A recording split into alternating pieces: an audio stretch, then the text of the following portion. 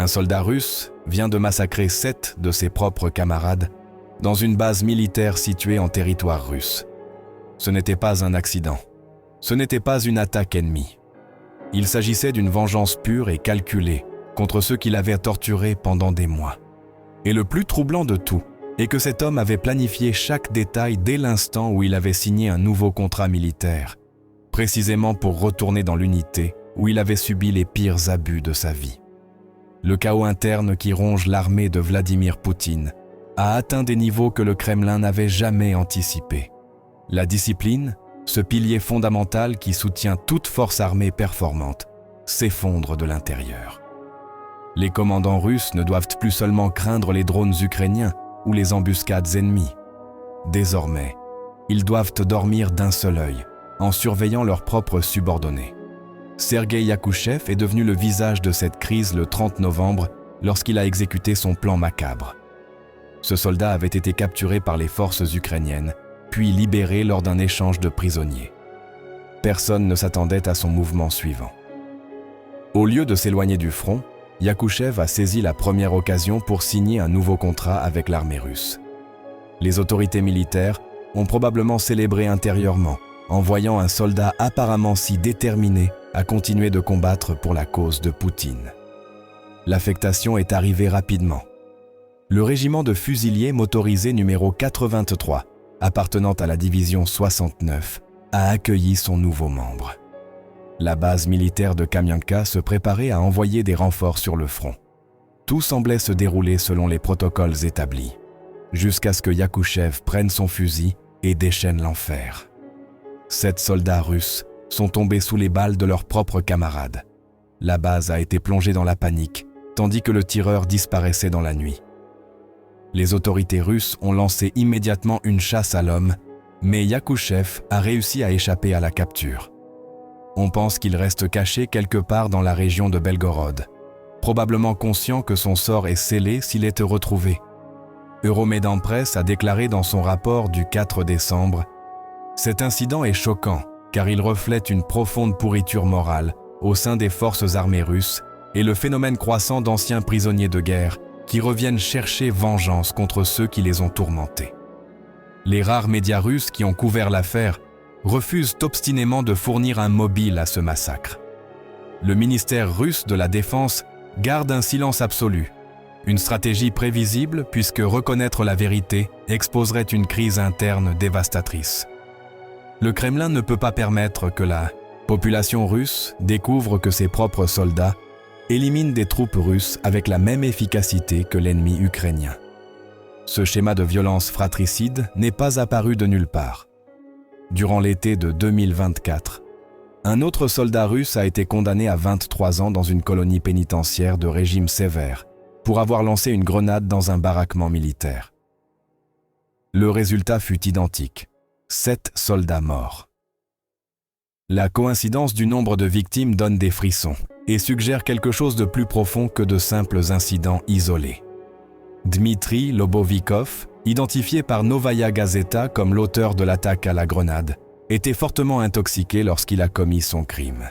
Outre la peine de prison, il a été déchu de son grade militaire et condamné à une amende ridicule de 70 000 roubles. Cela équivaut à environ 10 000 roubles par soldat tué, soit environ 132 $. Poutine semble accorder une valeur extraordinairement basse à la vie de ceux qui combattent sous ses ordres. Chiffres alarmants de violence interne dans l'armée russe. 101 officiers et commandants russes vérifiés ont assassiné ou agressé leurs propres camarades. 150 morts confirmés causés par ces officiers envers leurs subordonnés.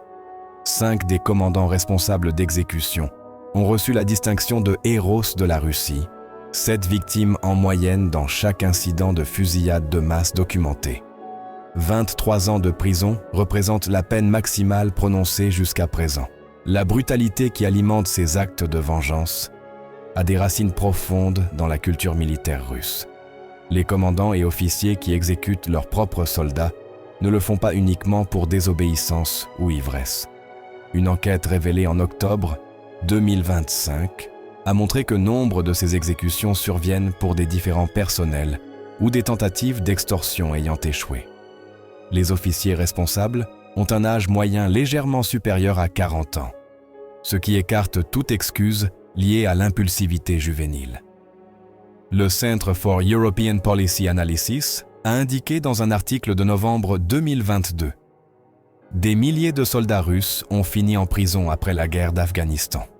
Environ 60% des vétérans revenus sont tombés dans l'alcoolisme ou la toxicomanie, et environ 75% des familles de soldats rentrés se sont désintégrées après le conflit. Les parallèles entre la guerre d'Afghanistan et l'invasion de l'Ukraine sont troublants. La terminologie évasive du Kremlin persiste. Campagne internationale a été remplacée par opération militaire spéciale, deux euphémismes destinés à masquer la réalité d'une guerre d'agression. Pourtant, le parallèle le plus inquiétant du point de vue de Poutine est que la vague de criminalité qui a suivi l'Afghanistan est déjà en train de se former sur le territoire russe. Les vétérans qui rentrent d'Ukraine s'impliquent de plus en plus dans des actes violents à l'intérieur même de leur pays. The Independent a révélé en avril 2024 que 113 militaires russes en service actif avaient été condamnés pour crimes au cours de l'année précédente. Cela représente une augmentation de 900% par rapport aux 13 condamnations enregistrées en 2022. La BBC a complété ces chiffres quelques mois plus tard, en documentant qu'au moins 242 citoyens russes avaient été assassinés par des soldats rentrés du front et 227 autres grièvement blessés. La violence ne connaît ni frontières géographiques, ni distinction entre civils et militaires. En avril 2024, The Moscow Times a rapporté l'arrestation de 2 soldats russes soupçonnés d'avoir commis un massacre en état d'ivresse dans la partie occupée de la région de Kherson. Les 2 hommes ont avoué leurs crimes, qui ont coûté la vie à des habitants des villages voisins d'Abrikosivka et de Podokalinivka. Parmi les victimes figurèrent des civils ukrainiens, des militaires russes et même le chef installé par la Russie à Abrikosivka. Son refus de laisser les 2 soldats s'installer dans le village a apparemment scellé son sort. Le bilan final s'est élevé à 7 morts, perpétuant ce nombre macabre qui semble se répéter sans cesse. Défense 24 a indiqué dans un article d'août « Au cours du premier semestre de 2025, les autorités russes ont enregistré 333 251 délits graves, et particulièrement graves, le chiffre le plus élevé en 15 ans, et une augmentation de 10,4% par rapport à la même période de 2024. La racine de cette épidémie de violence réside dans une pratique institutionnalisée, connue sous le nom de Dedovshchina. Ce terme, qui se traduit approximativement par « règne des anciens », désigne la tradition informelle consistant à humilier, abuser et torturer les nouvelles recrues au sein de l'armée russe. Ce phénomène est apparu à l'époque soviétique et a survécu à tous les prétendus efforts de modernisation militaire. La Russie a proclamé à plusieurs reprises son intention d'éradiquer ces pratiques abusives. Pourtant, l'échec a été si monumental que l'on peut légitimement douter de la sincérité réelle de ces efforts. La Dedovshchina, que nous observons parmi les commandants et les officiers en Ukraine, représente la version extrême de cette tradition brutale, poussée jusqu'à des conséquences mortelles. Impact de la Dedovshchina sur les forces armées russes, recrues soumises à des humiliations systématiques dès leur incorporation. Supérieurs qui gravent des mots insultants sur le corps de leurs subordonnés en guise de punition. Ordres irréalistes imposés délibérément pour justifier des abus ultérieurs. Ravitaillement vital retenu intentionnellement pour affaiblir les unités. Suicides documentés directement liés au harcèlement militaire. Vengeance calculée par des soldats qui reviennent expressément pour tuer leurs bourreaux. The Moscow Times avait déjà documenté en février 2020, 2 ans avant l'invasion de l'Ukraine, l'échec total des tentatives russes d'éliminer le harcèlement militaire. Un incident d'avril 2018 illustre parfaitement l'ampleur du problème. Un conscrit nommé Artyom Pakotin s'est suicidé en se tirant une balle avec un AK-47 pendant un entraînement de son peloton. Le jeune homme était harcelé sans relâche depuis son incorporation. Lorsque ses supérieurs l'ont surpris en train de fumer une cigarette dans les toilettes du baraquement, ils ont jugé que la punition appropriée consistait à lui graver un mot obscène désignant les organes génitaux masculins sur le front. Telle est la réalité de la formation militaire russe.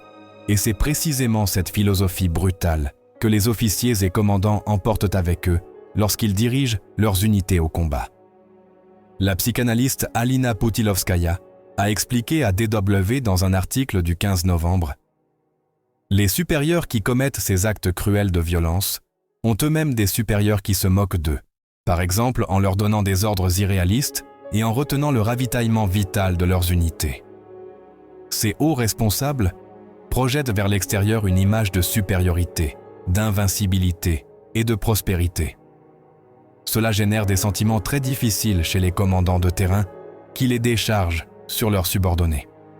La dynamique est d'une clarté dévastatrice.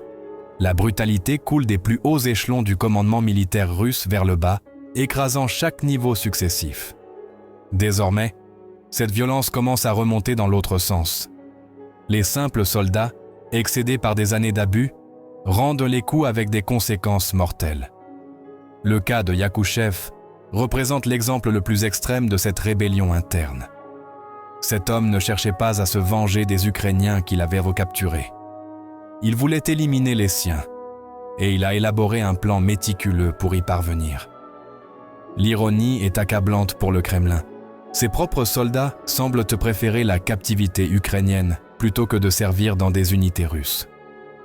Euromaidan Press souligne que les soldats russes qui surmontent leur peur d'être exécutés en se rendant sont souvent surpris par le traitement humain qu'ils reçoivent dans les prisons ukrainiennes. Ils bénéficient de soins médicaux, d'une alimentation correcte et peuvent contacter leur famille. L'Ukraine respecte les conventions de Genève, ce qui contraste brutalement avec ce que ces soldats ont vécu sous leur propre commandant. Les photographies des échanges de prisonniers révèlent des différences abyssales. Les prisonniers ukrainiens libérés pleurent de soulagement, appellent leurs proches, entonnent l'hymne national et embrassent leur liberté avec une émotion sincère. Les prisonniers russes rapatriés apparaissent raides, anxieux et affichent un enthousiasme manifestement forcé. Ils savent ce qui les attend à leur retour. Les soldats russes rapatriés pourraient devenir une menace plus grande encore que ceux qui n'ont jamais été capturés. Après tout, ces hommes ont connu pour la première fois un traitement digne, en totale contradiction avec les mensonges que leurs supérieurs leur ont servis pendant des années. Ils reviennent désormais avec la connaissance, le ressentiment et la soif de sang. Poutine imaginait une armée disciplinée où ses soldats marcheraient obéissants vers la mort sur ordre de leur commandant. La réalité à laquelle il est confronté est radicalement différente. Son armée se consume de l'intérieur, rongée par une culture d'abus qui a créé toute une génération d'hommes brisés, furieux et potentiellement homicidaires. Le Kremlin nie obstinément l'existence de tout problème de discipline dans ses forces. Selon le récit officiel, ces incidents violents n'ont lieu que dans l'armée ukrainienne. Moscou voudrait faire croire au monde que les commandants ukrainiens torturent et assassinent leurs propres soldats parce que ceux-ci rêvent désespérément de devenir russes. La réalité renverse totalement cette fantaisie propagandiste.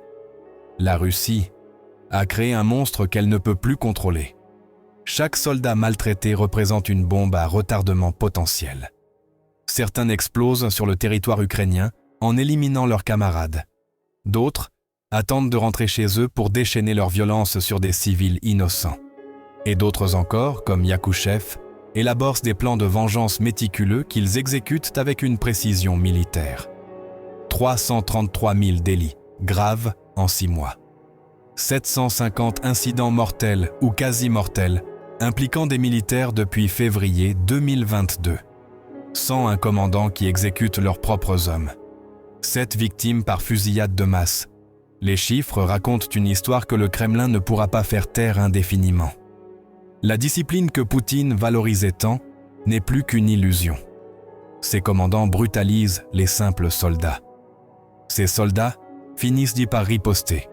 Et le cycle de violence continue de s'alimenter lui-même, affaiblissant l'armée russe depuis son noyau, pendant que l'Ukraine observe son ennemi s'autodétruire. Merci d'avoir regardé la vidéo. Nous vous souhaitons une excellente semaine depuis Europe d'Acier. À bientôt dans une prochaine vidéo. D'ici là, portez-vous bien.